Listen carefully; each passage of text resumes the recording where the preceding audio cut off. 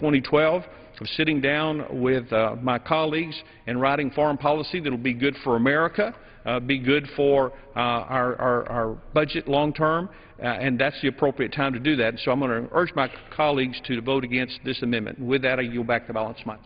Gentleman from Texas yields back the balance of his time. For what purpose does the gentleman from Oregon rise? Move to strike the last word. The gentleman is recognized. I rise in support of the amendment from my good friend from Arizona.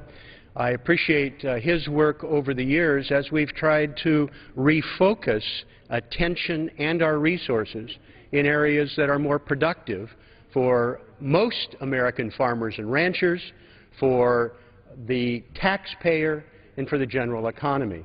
I just heard my good friend talk about his concern about who's going to feed America in the future. Well, the issue of having these lavish agricultural subsidies that are concentrated, 3/4 in the top 10 producers, and they are not people who are in the main producing food. The fruits and vegetables that people care about that would add to nutrition, the people that are in my agricultural community in Oregon are basically shut out. They don't receive it. They are not getting support for some of the things that are market neutral in terms of marketing, in terms of research that's being slashed, in terms of common sense support for meeting their environmental objectives to protect clean water and habitat. Being able to start tamping this down is essential. The AGI limitation, the one that I had on the floor last night that would limit the total amount of payment, these are things that there's never a good time to deal with them. I've been through 3 farm bill cycles. I've heard the body express itself in terms of instructions to the conferees and watch them disregarded when it came, for example, to limitation of payment. I would like to turn to my friend from Arizona to yield some time. Before I do, I just want to correct one misapprehension that is floating around about the amendment that we had on the floor last night that limited Title I payments to $125,000 per entity. Now some people are pretending that this would somehow affect disaster payments or crop insurance. No. It is just Title I payments. It's very simple. It's set forth in the bill. Anybody can read it. And it's not going to deal, for example, with disaster payments. But on this note, I would like to turn to my good friend from Arizona, thanking him for his continued partnership and advocacy in this area for such time as he may consume that is allocated to me. I thank the gentleman, and I want to thank the gentleman for his work in this area for a long time, over the years, to try to end these out-of-step subsidy programs that we have in the agricultural field. Let me just correct something that was said before. It was said that we're in this position because of Brazil, because of the practices that they're doing. No, it's because our own agricultural policy, in this case our cotton subsidies, are trade distorting. Nobody can stand up in this body or on this floor and make a case otherwise. Nobody can stand up and, with a straight face and say that our cotton program that we have is not trade distorting. That's why we're in this problem. That's why Brazil was able to take this case to the WTO, and the WTO ruled in their favor, because we have trade distorting farm policies. That's what we need to fix. That's the attempt of this amendment. There was an amendment last night by Congressman Kind that will be voted on later today. I may not and likely will not call for a roll call on this one so that people can focus on that one. That one, the Kind amendment, limits payments to Brazil.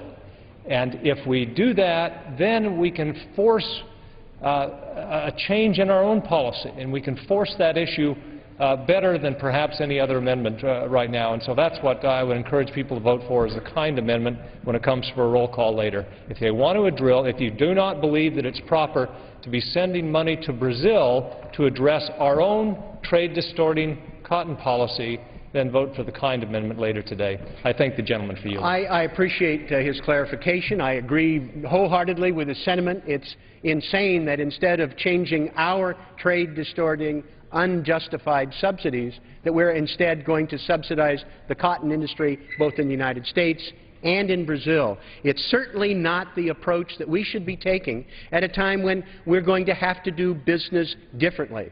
We talk about people getting haircuts. What happens today is that 31 congressional districts get more than half of all the subsidies. They, not coincidentally, are districts that are concentrated on the Ag Committee and have a different perspective than the majority of people in the House. I'm hopeful we can work our will with these amendments, and I yield back the balance of my time. Gentleman's time's expired. Does any other member seek time in opposition?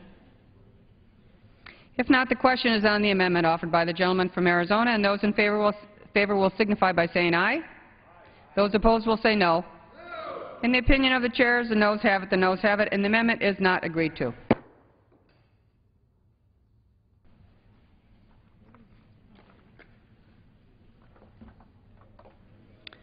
For what purpose does the gentleman from New Mexico rise? I have an amendment at the desk. Clerk will read.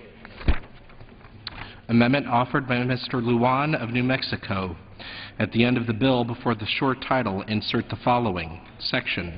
None of the funds made available by this act may be used by the Undersecretary of Agriculture for marketing and regulatory programs to provide any marketing funds to any entity that advertises, describes, labels, or offers for sale chili peppers, also known as Capsicum annum, as New Mexico chili, unless such chili peppers were grown in New Mexico. For what purpose does the gentlelady from Wyoming rise? To reserve a point of order on the gentleman from New Mexico's amendment. Point of order is reserved. The gentleman from New Mexico is recognized for 5 minutes. Thank you, Madam Chair. I rise today to offer an amendment that will protect New Mexico chili farmers from unfair marketing practices. Lately, we've seen a disturbing trend where marketers and retailers falsely use the unique quality and brand of New Mexico chili to misleadingly advertise their products. New Mexico is a special place where we take pride in our agricultural products. In particular, we take pride in our chili. We even spell it differently, Madam Chair. We spell it C-H-I-L-E, contrary to the more popular spelling of C-H-I-L-I, most associated with Texas-style chili. Traveling around New Mexico, I've heard the plight of New Mexico farmers. There's concerns with the importation of peppers, of chili powders from out of state, and even from other countries that are hurting our producers in New Mexico. It's a concern that may put them out of business, and it's a concern that's attacking the authentic New Mexico chili brand. This unfair practice has led to decreased revenues for New Mexico chili farmers who work all summer and diligently to raise their crops for harvest in the fall months, and whose prices are undercut by imported products that falsely advertise as New Mexico chili. Madam Chair, my amendment is simple and would not impose any cost to the federal government. My amendment would prevent any funds from this bill from being used to advertise, describe, label, or offer for sale chili peppers as New Mexico chili, unless the chili peppers used are grown in New Mexico. This amendment is important to the protection of New Mexico's local chili producers, and I urge my colleagues to support this amendment and protect this unique agricultural product. As we know, Madam Chair, anyone that's tried it loves it. I yield back my time. Gentleman yields back the balance of his time. The gentlelady from Wyoming. For what purpose does she rise? Thank you, Madam Chairman. I made a point of order, and I rise to insist on the point of order. It proposes changes that require a new determination that is not within the purview and scope of the current bill. Madam Chairman, it is also violative of Clause 2 of Rule 21. And, Madam Chairman, I respectfully ask for a ruling of the Chair in this regard. Does any other member wish to be heard on the point of order? The gentleman from New Mexico. Madam Chair, on the point of order, sadly, I think this may be ruled out of order, Madam Chair, but I would ask that maybe there's an opportunity for the committee to work with myself, not only as we get to the Farm Bill, but also with the Ag Committee, as we talk about the importance of this important product in New Mexico and its impact there. And I would certainly respectfully request from our friends on the other side of the aisle that maybe we get a chance to work with one another, and I'd be happy to yield, Madam Chair.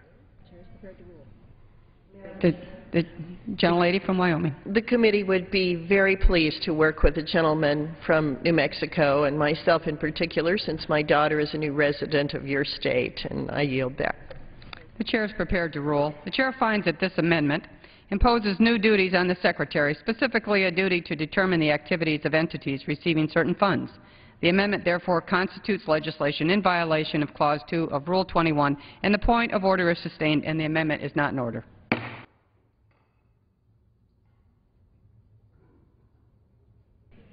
For what purpose does the gentlelady from Tennessee rise?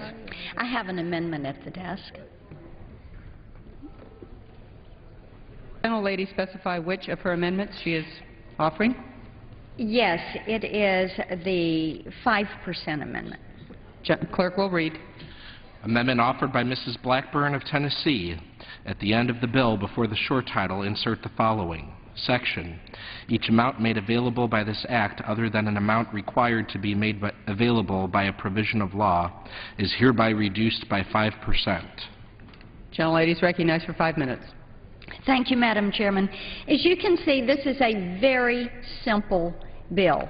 My amendment would require every single agency covered in this Ag Appropriations bill to be accountable to the taxpayers by reducing 1 nickel out of a dollar for what they have been given to spend. It requires all accounts to absorb that equally, that 5% reduction, and it will keep the bureaucracy from picking winners and losers or choosing to fund their pet programs.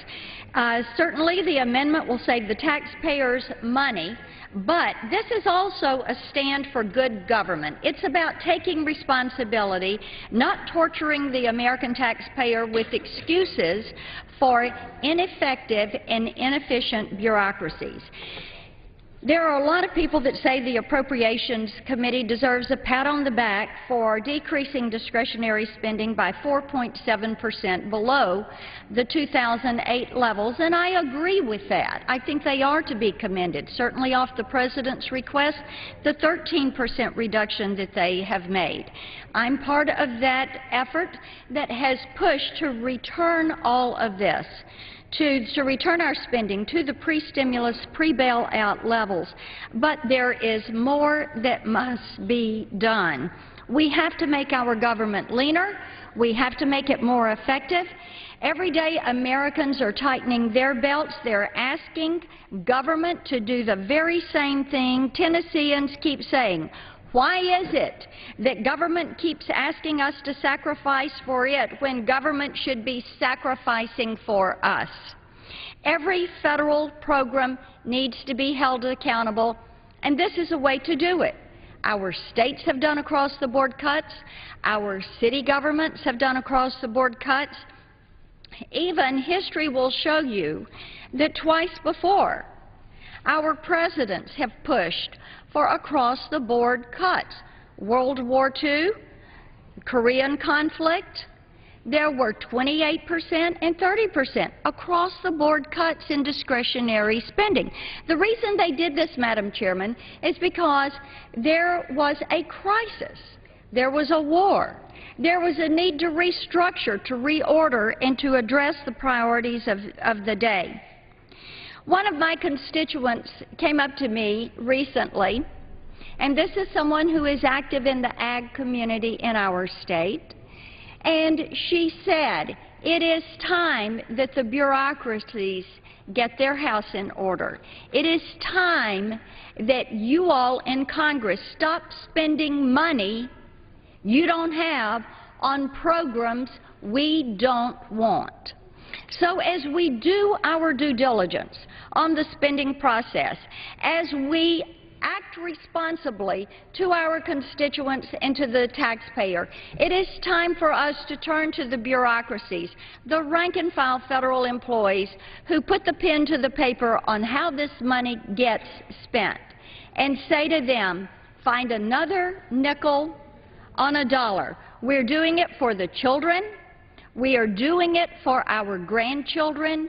We're doing it to make certain that we stop borrowing 40 cents of every dollar that is spent. This amendment would reduce the budget authority by $951 million. It would reduce the current outlays by $675 million. That would be spread equally at a 5% rate across every single agency. It can be done, and Madam Chairman, in these times of crisis, it should be done as we seek to return this nation to fiscal stability and to responsibility. And I yield back the balance of my time. Gentleman yields back the balance of her time. The gentleman from Georgia, for what purpose does he rise? Thank you, Madam Chair. To oppose the amendment, and I move to strike the last word. The gentleman is recognized for 5 minutes. And first of all, I want to thank my good friend from Tennessee for offering this amendment and her tireless work to try to reduce spending in our country. And I absolutely agree with all the statements that she has made. I do want to point out, though, that the only budget that has passed either body is the Ryan budget. I supported, as I know she did, the RSC budget, which was actually more conservative, but it did not pass. You know, at least we did get a budget passed on the House floor. The Senate was unable to do that, even though the Democrats are the majority party over there. The Senate rejected the President's budget 97-0, and apparently now they've given up. They're not going to try to pass the budget. The only bill that we have an opportunity to move is under the Ryan budget, which is what this bill reflects.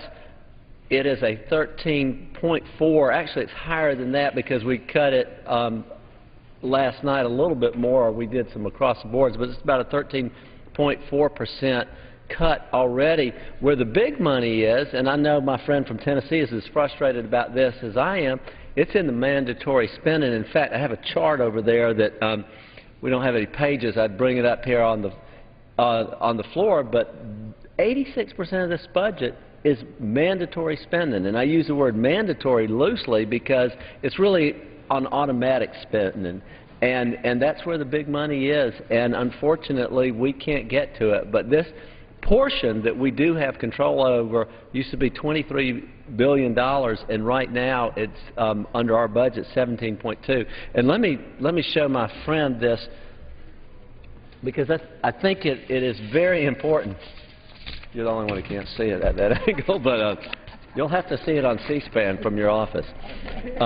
But the blue line is the mandatory spending of the agriculture budget.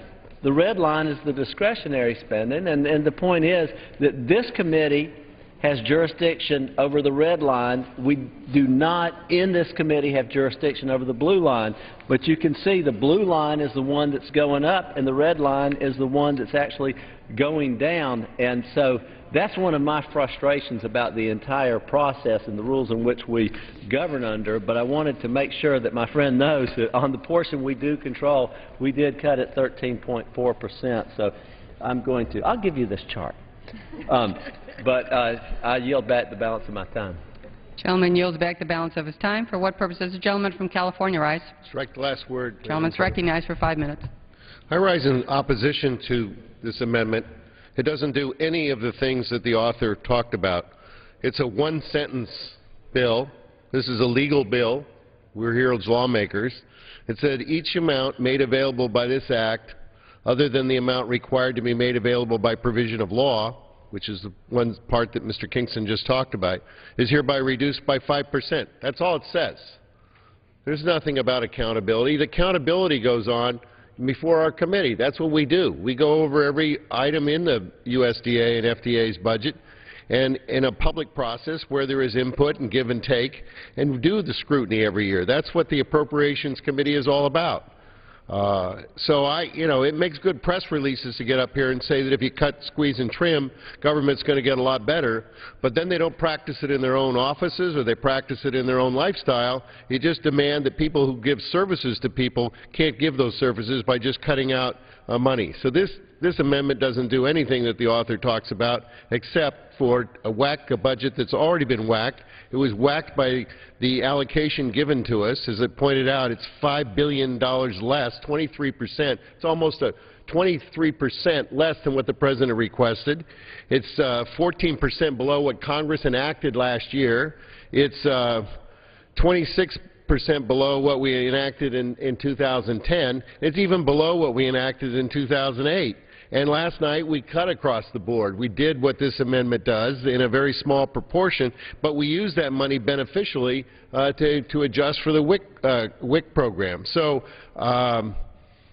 just whacking it across the board by 5% isn't going to cause any good for anybody, and I oppose the amendment. And yields back his time. Does any other member wish to speak in opposition to the amendment? If not, the question is on the amendment offered by the gentlelady from Tennessee, and those in favor will signify by saying aye. Those opposed say no. In the opinion of the chairs, the noes have it, the noes have it. Madam the amendment Chairman, is not agreed to. I ask for a recorded vote. The gentlelady asks for a recorded vote, and pursuant to Clause 6 of Rule 18, further proceedings on the amendment offered by the gentlelady from Tennessee will be postponed. For what purpose does the gentleman from Arizona rise? An amendment of the desk labeled Flake number 2. Clerk will read. Amendment offered by Mr. Flake of Arizona. At the end of the bill, before the short title, insert the following. Section. None of the funds made available by this act may be used for the construction of an ethanol blender pump or an ethanol storage facility. The gentleman from Arizona is recognized for 5 minutes. I thank the chairman.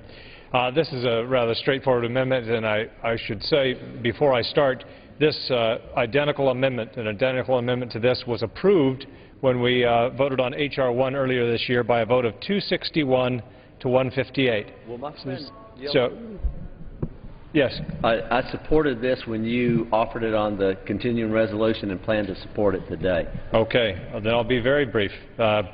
The ethanol industry, as we all know, receives a trifecta of government support. Its use is mandated by law. It's protected by a prohibitive import tariff on imported ethanol, and it receives billions in subsidies, effectively paying them to follow the law. Everyone knows that ethanol subsidies are going to go away. 30 years is enough. I mean, even Al Gore and others who supported them in the beginning said, no, that was a mistake, and we're going the other direction now. So ethanol supports or direct subsidies or the import tariffs are going to go. And so the industry is now saying, how can we keep these subsidies going? So the effort now is to pay for infrastructure. So the Secretary of Secretary of Agriculture, Secretary Vilsack, has indicated that he wants the USDA to determine how it can potentially use programs to promote the distribution and storage, blender pumps, and to put money into infrastructure. As we all know, once you start putting money into infrastructure, then you say, well, we've already put some money in, we've got to continue to do it. And so those subsidies will continue and continue and continue. We cannot continue to do this, Madam Chair. We cannot continue to fund this, particularly when we're borrowing 40 cents on the dollar. And I would urge the adoption of the amendment. I'm glad that the chairman supports it, and I yield back the balance of my time. Gentleman yields back the balance of his time. For what purpose does the gentleman from Minnesota rise? I rise to oppose the amendment and strike the last word. Gentleman's recognized for 5 minutes. We are once again debating ethanol, you know, there's so much misrepresentation and misunderstanding of what's going on. You know, the ethanol industry has been one of the best things that's happened in rural America. We've created a tremendous amount of jobs in small towns that otherwise get bypassed, and they've been very successful. And the way we've been able to do it up to this point is through the blend, by having people blend 10% ethanol, and now the EPA is approving going to 15% ethanol. But the industry has hit what they call a blend wall. Now, the blend was basically driven by the fact that the refineries and oil companies need octane. Gasoline is low in octane, high in BTUs. Ethanol is high in octane and low in BTUs. Back in the old days, we used lead to raise the octane level. Then the oil companies, when lead was banned, they decided to create MTBE.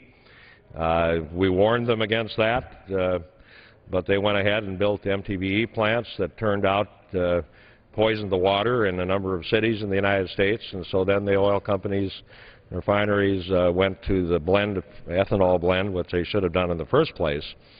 And that, you know, is working, but we're at a limit now, and we've got, if we're going to move ahead, we have to have access to the marketplace. And the problem that we have is that we don't have the cars like Brazil has that can burn different levels of ethanol, and we don't have the pumps in the gas stations so that people have access to ethanol. And if we're going to get rid of the VTEC and the other programs that we have in ethanol, we're okay with that as long as the consumers have the ability to make the choice at the station. If they want to burn ethanol, they've got the ability to be able to do that. So we need to get the pumps in the station. We need to get the car companies to start building vehicles like they do in Brazil, which run 25–30% blend. The American companies are building these cars in Brazil. Every gas station in Brazil has ethanol as opposed to the United States, and that's one of the reasons why they have been so successful and why they are now completely independent from any foreign sources of fuel for their vehicles. So what we're trying to do here is eventually eliminate the subsidies that people have complained about, the VTEC and other things. But in order for us to be able to maintain this industry and maintain these jobs in rural America, we have to be able to have the infrastructure. We have to have the blender pumps. We have to have the cars. The right blend is 25–30%. You will get the best performance, the best mileage. Brazil has figured this out. They've been doing this for a long time. Their blend is 26%. We have people that have put in amendments that say we can't blend above 10%. We have this foolishness about how it's going to ruin small engines and so forth. This argument's been going on since 1975, and we've been blending ethanol. We haven't ruined any engines yet. So we need to defeat this amendment because this goes in the wrong direction. If you want a market that's open and lets consumers have a choice, the way to do it is to help get the infrastructure in place, and I ask my colleagues to oppose this amendment. For what purpose does the gentleman from Vermont rise? Move to strike the last word. Gentleman's recognized. Madam Speaker, I rise in support of the amendment, and I do it with great deference and respect to my leader, the ranking member of the Agriculture Committee. But here's the issue. One, at what point do we have taxpayers given relief from these $6 billion subsidies to an industry? The ethanol industry gets 45 cents a gallon. They get the benefit of 54 cents as a protective tariff against the import of, among others, Brazilian ethanol. And then they get a mandate requiring that they put ethanol in their vehicles. Now, that is as Mr. Flake mentioned, that's a trifecta: subsidy, protective tariff, and a mandate. No other industry has that level of federal taxpayer and legislative benefit. We just don't have it. Second, this is helping parts of rural America. I listened carefully to what Mr. Peterson said, but it is causing significant difficulties in my state for our dairy farmers who purchase grain. And one of the rising costs for them is the cost of grain, and one of the factors in that are these tariff barriers and mandates that are pushing up their costs. So it's making life on the dairy farm pretty tough. Now, the final thing is that folks who use small engines, like chainsaws or weed whackers or lawnmowers or boats, where they don't run that engine continuously as we do our cars, are complaining, and mechanics are backing them up, that the ethanol is doing real damage to those engines. So it's time, I think, for this Congress to step back and give the taxpayer some relief.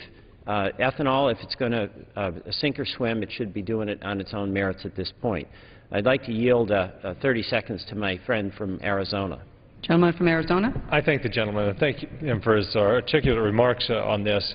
I failed to mention the breadth of support for this amendment in the outside community. Let me just read some of these names, and you'll get a... Time's expired. I think 30 seconds expired. I yield. Time has expired. Gentleman from Georgia, for what purpose does he rise? I yield 30 seconds, but we need to be moving on. But 30 seconds to my friend. Does the gentleman move to strike the last word? Move to strike the gentleman last is word. recognized for 30 seconds. I thank the gentleman. Suffice it to say, there's a long list of organizations supporting this. Everyone on the right, from Americans for Limited Government, Americans for Prosperity on the left, Freedom Action, Friends of the Earth, Greenpeace, and then everyone in the middle, the Grocery Manufacturers Association, Milk Producers Council, National Chicken Council, National Council of Chain Restaurants, National Meat Association, National Turkey Federation, National Wildlife Federation, and on and on and on. This is a great amendment. I urge its adoption. Thank you. Madam Chair, I will yield the balance of my time to the gentlewoman from South Dakota. Gentlelady from South Dakota. Thank you, Madam Chair, and I appreciate the gentleman for yielding. You know, we talked a lot on the House floor recently about agriculture and about the fact that agriculture needs a haircut and that people are concerned about agriculture getting too many benefits provided by the taxpayers. I would certainly say that in the past, in the most recent past, agriculture has been significantly cut. And under this bill here before us today, we also see significant cuts. I rise in strong opposition to this amendment offered by the gentleman from Arizona because this amendment is an attack on consumer choice, on the free market access, and on homegrown American energy. He's trying to provide technology that would allow consumers to decide if they want to use an ethanol blend. We've seen reports out there that have indicated that ethanol has reduced the price of gasoline up to 89 cents a gallon. And across this country, consumers don't even have the option to purchase that right now if they would like to. I have a plan that would modernize ethanol policy. It would send dollars, over $1 billion, to deficit reduction. It would make sure that we have infrastructure in place so that consumers can have relief from these high gas prices. With everything that has been going on in the country today, one of the top 2 issues that I hear about every day in South Dakota and across this country is high gas prices. If we can reduce those high gas prices for people at home struggling with that today, the best thing we can do is give them a flex pump in their community where they can access that. Right now they have no choice if they want to use an American, domestically grown, renewable energy source which they can use to reduce their dependence on foreign sources of oil. I'm a strong supporter of an all-of-the-above American energy plan, and that's truly what we need. We need to put Americans first. We need to stop relying on the Middle East to fuel our vehicles. We can grow that product right here in our country. We can provide the taxpayers with lower-priced gasoline. We can renewably do that over and over and over again and give them that choice and that option. We just need to give them a pump. We need to give them a pump in their community so they have that option. And that's what this country is about, is flexibility, about giving those people back home options. And that's why I am not a supporter of this amendment. I think that that is certainly a wise place for us to invest in making sure that we rely upon ourselves, that we use our own sources, and we provide exactly what the American people need today. And I yield back the balance of my time. The time's expired. The gentleman from Georgia, for what purpose does he rise? I move to strike the last word. And the gentleman is recognized for 5 minutes. I also rise in opposition to this amendment, and I associate myself with the remarks of the gentlelady from Dakota. I believe that with the economic challenges that our country has felt, much of which is related to the cost of fuel, this is an amendment that I think undermines our ability to recover and to create jobs. In our rural community down in Mitchell County, Georgia, we have an ethanol facility there which is very contributes a tremendous amount to the local economy. It hires people, and it is, I think, the example of how we grow our rural economies. In fact, this amendment would stop that kind of job growth. It would not allow this facility to expand and to be prosperous. And I just think that it's the wrong way to go. When America and the American economy gets sick and gets a cold, the rural economy has pneumonia and it's on life support. And we need to make sure that we had some 30, 40, 50, 60 individuals in rural Georgia who decided that they wanted to invest their own money in a homegrown industry, for renewable energy, so that we would be in a position to contribute to our own energy self-sufficiency, and we would be able to do it in a way where our local individuals would be able to create jobs and to increase the economy there in our local rural community. It has worked very well, except for the fact that they don't have the facilities, don't have the pumps, and we need to make sure that they do. This amendment, I think, is penny-wise and pound-foolish, and I think that we need to go ahead and move ahead to help our country become energy self-sufficient. How do we do that? By making sure that consumers do have access to the blends, so that we will not continually have to fight with the Middle East for the cost of fuel. Oil prices are really battering our economy. Energy costs are battering our economy. It's also battering our national security. When you look at how many billions of gallons of fuel is spent for our national security with our military vehicles, our weapons, we need to have alternative energy sources, and I think that this amendment undermines that. I oppose it, and I associate myself with all those who oppose this amendment. I think that we need to move forward with energy self-sufficiency, energy independence for our country. Gentleman yields back. Any other member seeking time in opposition to the amendment? If not, the question is on the amendment offered by the gentleman from Arizona. Those in favor signify by saying aye. Aye. Opposed say no. In the opinion of the chairs, the noes have it, and the amendment is not agreed to. Madam Chair, on that I would ask for a recorded vote. Pursuant to Clause 6 of Rule 18, further proceedings on the amendment offered by the gentleman from Arizona will be postponed.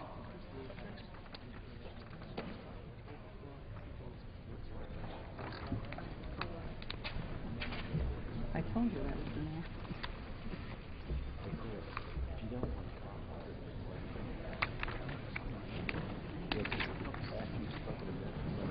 For what purpose does the gentleman from Colorado rise? Thank you, Madam Chair. I have an amendment at the desk. The clerk will report. Amendment offered by Mr. Gardner of Colorado. At the end of the bill, before the short title, insert the following new section. The amount otherwise provided by this act for integrated activities is hereby increased by, and the amount otherwise provided by this act for National Institute of Food and Agriculture Research and Education activities is hereby reduced, to be derived from amounts for competitive grants, 7 United States Code 22-450 IB, by $4,400,000 respectively. Gentleman from Colorado is recognized for 5 minutes. Thank you, Madam Chair. And this amendment moves funding over to the Integrated Activities account. I'm very concerned about our work when it comes to animal disease and food safety issues, especially when it relates to issues like FMD, chronic wasting disease, mad cow disease, other infectious animal diseases, prion-based diseases. I want to make sure that we are not imperiling the U.S. livestock industry, especially when it comes to our livestock exports. If we were to delay even just 3 to 4 days in terms of finding or responding to an outbreak of FMD, it could cost our country $135 billion in agriculture and possibly destroy our export markets. And, Madam Chair, I would just ask for a yes vote on the amendment. The gentleman yield back the balance of his time? Reserve. Reserves? Yes, yield back. Gentleman Yield may back. not, Yield yes, back. gentleman yields back. Any members seeking time in opposition? If not, the question is on the amendment offered by the gentleman from Colorado, and those in favor signify by saying aye. Aye. Opposed say no. In the opinion of the chair, the ayes have it, the ayes have it, the amendment is agreed to.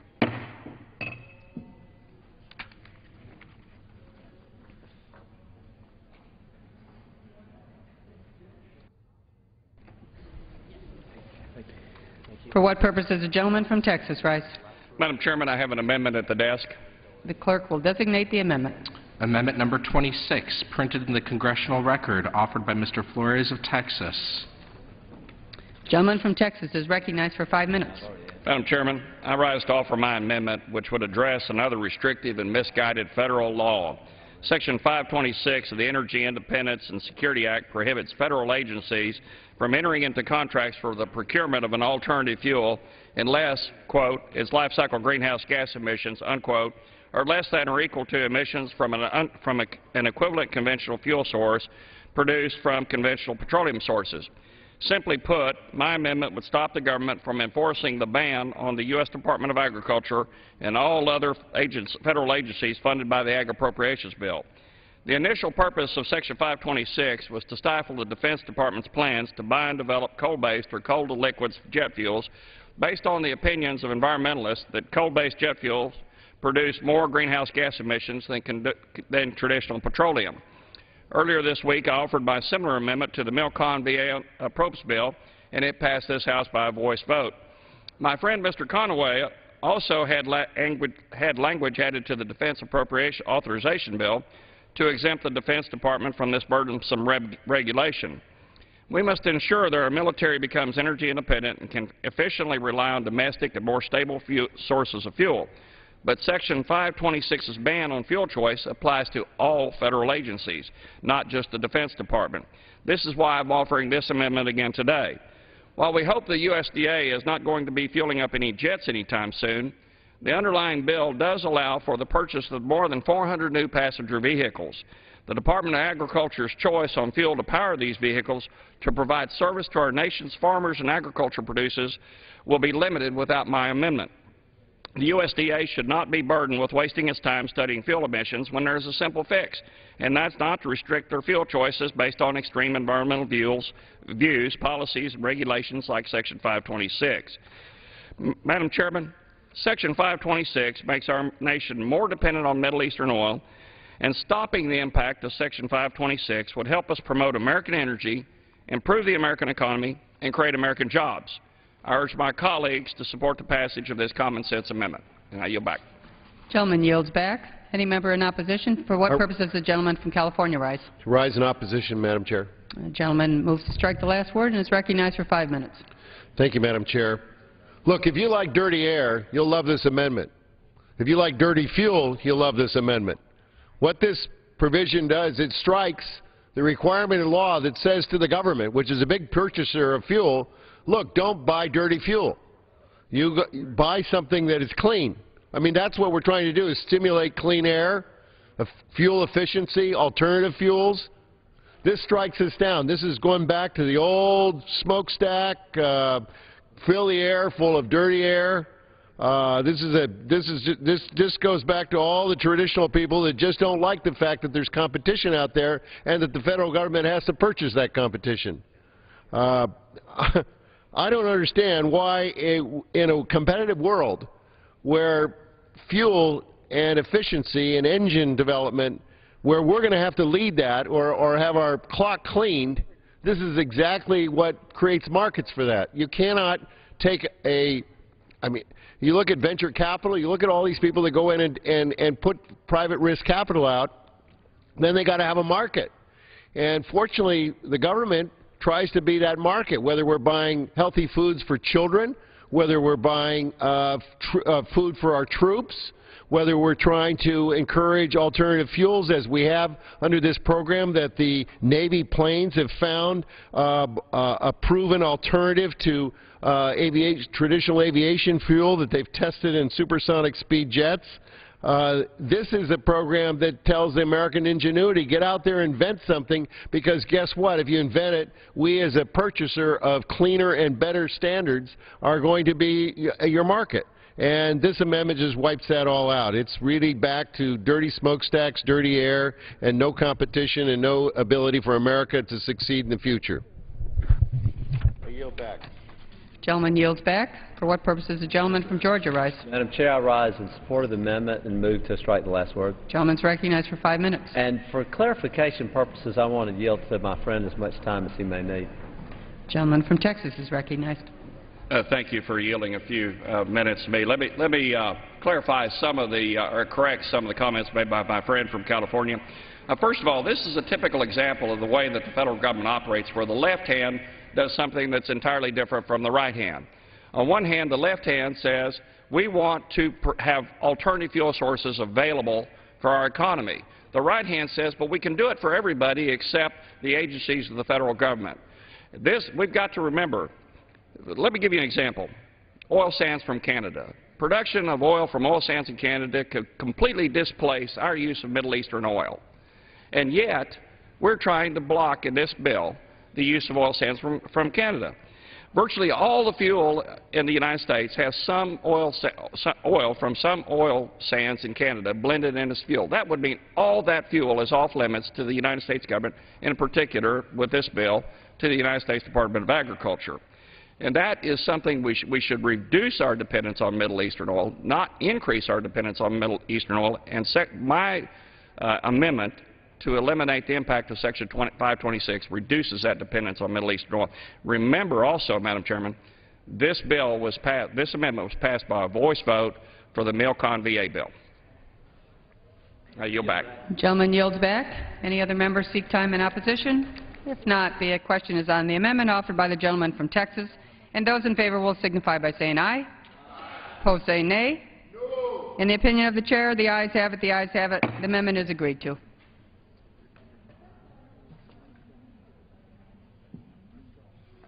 For what purpose does the gentleman from Arizona rise? I have an amendment on the desk labeled as Flake. Clerk will designate. Amendment offered by Mr. Flake of Arizona. At the end of the bill, before any short title, insert the following new section. Objection? So ordered. Gentleman from Arizona is recognized for 5 minutes. I thank the Chair. Much attention has been paid to making significant cuts in federal spending. First step in addressing the massive public debt that has accumulated. I would submit that all areas of spending need to be on the table. This includes spending on farm subsidies. We've already talked a lot about this today. This amendment well, let me just back up just a bit. Over the last 15 years, almost 3/4 of farm payments have gone to just 10% of producers. The bottom 80% of recipients account for slightly more than 1/10 of that money. Under current law, recipients are entitled to receive farm subsidies so long as their adjusted gross income, or AGI, is less than $500,000 in non-farm AGI and $750,000 in farm AGI.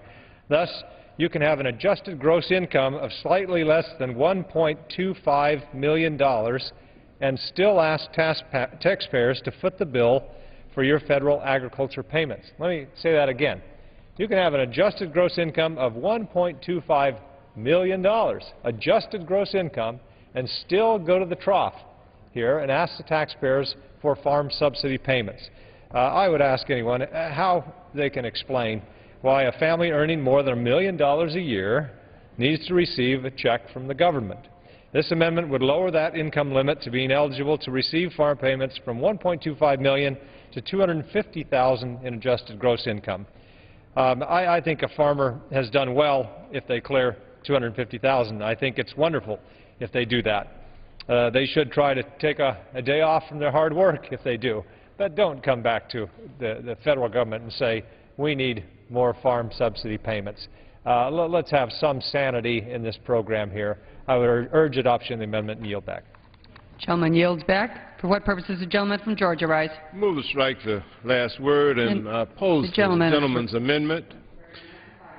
I couldn't agree more with the gentleman from Arizona when he says that we've got to put everything on the table in order to eliminate this deficit and to put us on a path toward balancing our budget. We've got a fiscal crisis, but at the same time, we need to make smart choices. We need to establish priorities. We don't need to cut off our feet, cut off our hands. We need to empower ourselves and have the tools that we need. And I think that if we're going to have a strong agricultural community, if we're going to have American farmers to be able to produce high-quality, safe, economical food for the people of this country and for export, and to be able to compete in the global marketplace, we're going to have reasonable and smart farm supports. Our authorizing committee has done a great job, and members of this body have done a tremendous job in trying to review over the years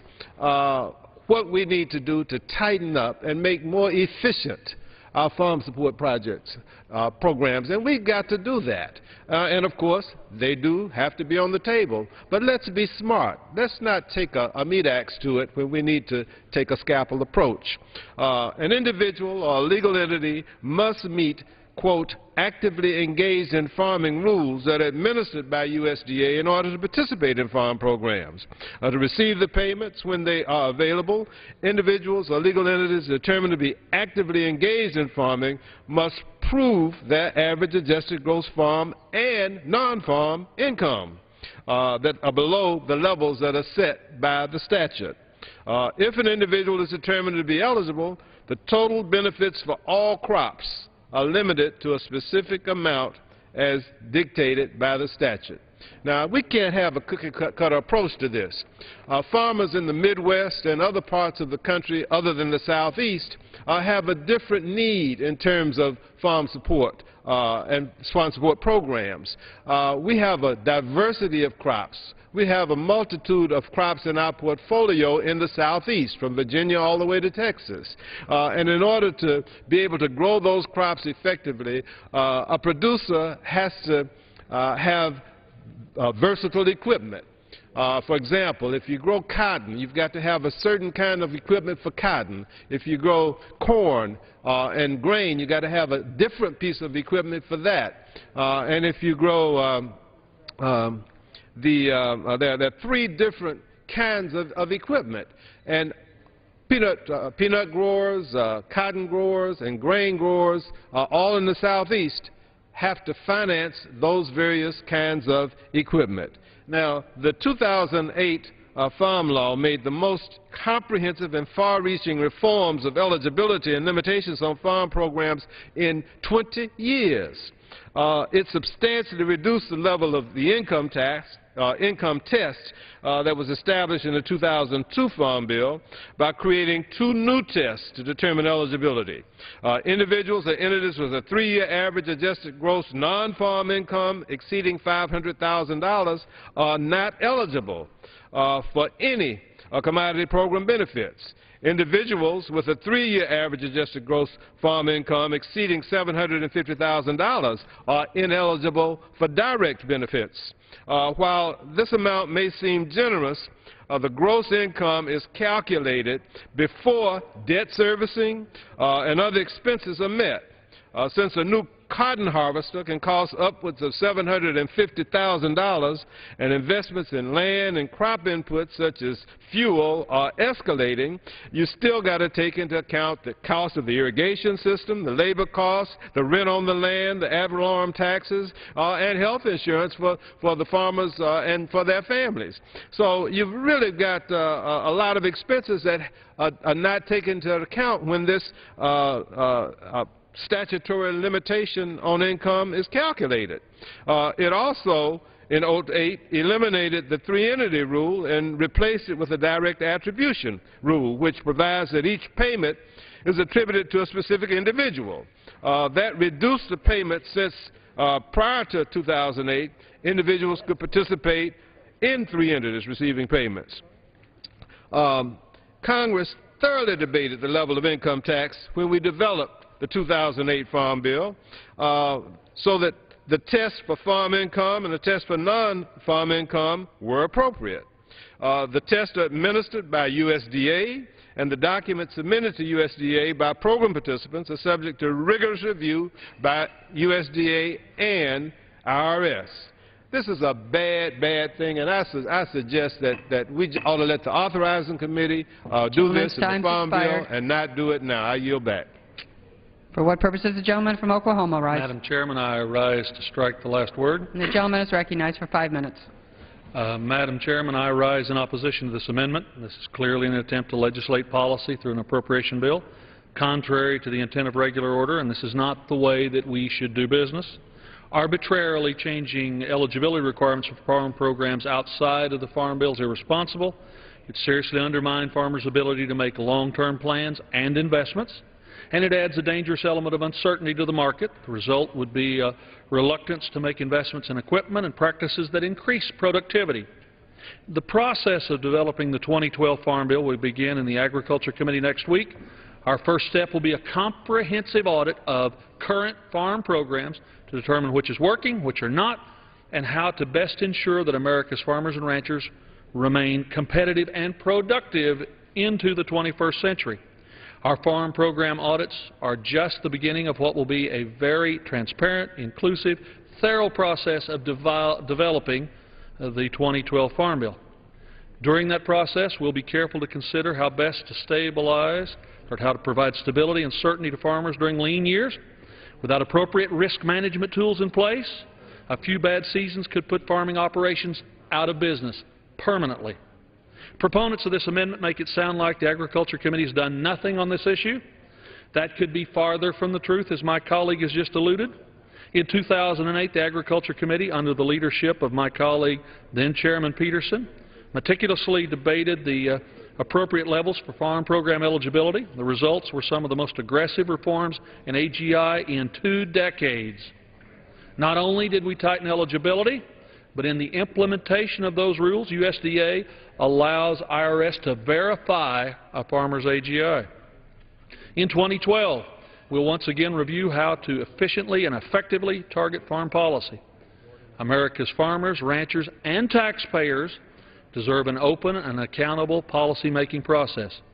This amendment not only precludes a transparent process, but it silences the voices of Americans who would like to contribute to comprehensive discussion of foreign policy.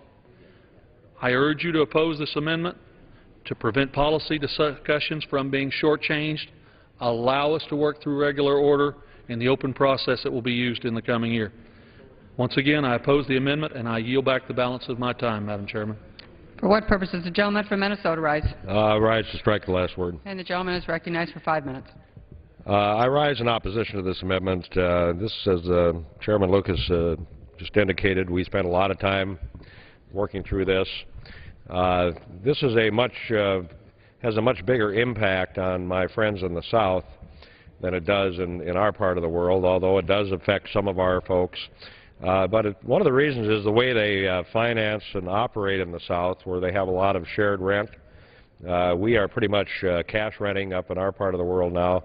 But you got folks that have land that get caught up in this AGI, and it causes problems in terms of financing their operations and the way that they have structured agriculture in the South. And when I've been down there in Arkansas and other places, Mississippi, Georgia, the people that have been the most opposed to this are the bankers.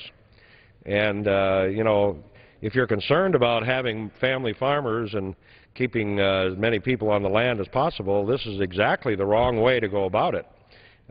You're going to upset the whole apple cart, you know, in doing this. And having said that, you know, why do we have an adjusted gross income limit on farmers? Why don't we have it on everybody? Why doesn't, if this is such a good idea, why don't we have anybody who gets any money from the government be subject to this AGI? You know, and if it's good enough for farmers, then anybody that makes $250,000 doesn't get anything from the government, period, just like farmers. I mean, that's how much sense this makes. You know, the other thing that everybody talks about is that, you know, that these payments are going to, you know, 80% of the people only get 10% of the payments. Well, people need to understand that we have a definition of farmer that is flawed and we should get rid of. They claim that we have 2 million farmers in this country. You know, but you know what it takes to be a farmer, the definition? If you could produce $1,000 of farm income. You don't have to. Just if you could produce $1,000, you're considered a farmer. The true reality is we have 350,000 commercial farmers that produce over 90% of the food. And obviously they're going to get the payments because that's the way the system works. So we have worked through this on the committee. I didn't agree with these AGI limits and payment limits that we put in the bill, but it was something we had to work out. We worked it out. This should not be dealt with on the floor. Once again, people have made decisions based on the 5-year farm bill. They've made a lot of investments. They've put a lot of money into their operations based on how this thing is structured. We should not come in and pull the rug out in the middle of the deal here, and we should do this in the regular order in the farm bill. That's where it needs to be done. This is a bad amendment. I urge my colleagues to oppose it and yield back. For what purpose does the gentleman from Texas rise? Move to strike the last word. And the gentleman is recognized for 5 minutes. Thank you, Madam Chairman. I want to make a couple of quick points. The chairman, the ranking member, former chairman of that committee, made one good one, which is the percentages that get bantied about in this regard that seem to make the arguments a little more inflammatory are based on a skewed definition. You don't live on a farm that makes only $1,000 of gross revenue. That's not a farmer who's in the business of farming, and that's who the Ag Support Safety Net should support. I would like to make one comment about why the Ag Committee is one that ought to be making these kinds of things. If you will read the gentleman's amendment, it says, to a person, legal entity, if the average adjusted gross income of the person or legal entity is $250,000. Average of what, Madam Chairman? Average of 1 year, average of 5 years, average of a lifetime, average of what? And so a poorly crafted amendment. I know the gentleman is working in good faith. He's been at this for a long time. I don't have any problem with that. But this is an example of a hastily drawn, poorly drafted amendment that is unenforceable in effect and skews up. So in addition to all the other things we've said about letting the Ag Committee do it, here's a good example of why. And I yield back. And yields back. Any other member wish to speak in opposition?